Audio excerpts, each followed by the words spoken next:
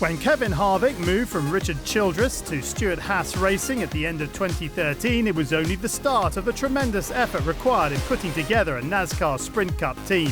Harvick made his choice in crew chief Rodney Childers, but it was then up to Childers to form the team, starting with his car chief.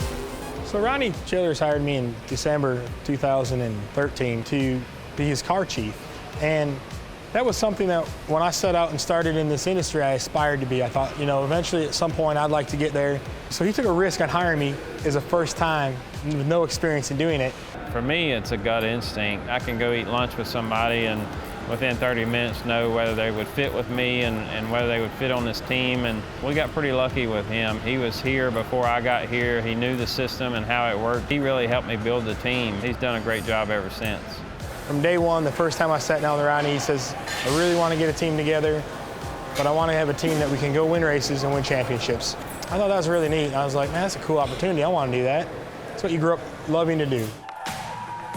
The 2014 champion has supreme confidence when climbing into his race car, knowing his number 4 crew have worked tirelessly on giving him the best setup possible.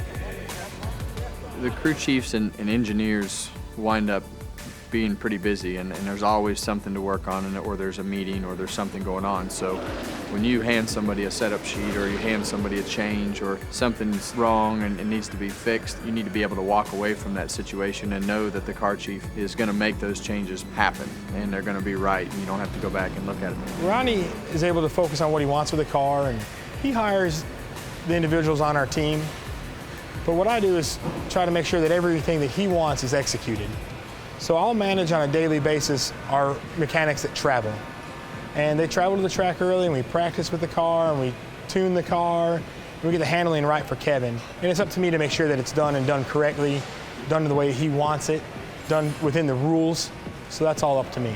A crew chief nowadays doesn't have time to work on the car or do the things that they used to do. So the car chief is a very vital piece of what we do. It's kind of that connection between the engineer and the crew chief, from the middleman between those two and the guys on the team to make sure everything gets done right. It's not just the road crew that keep Harvick's number 4 car performing at the front every weekend. The team also consists of multiple engineers back at the shop and a dedicated pit crew helping shave off time at every pit stop.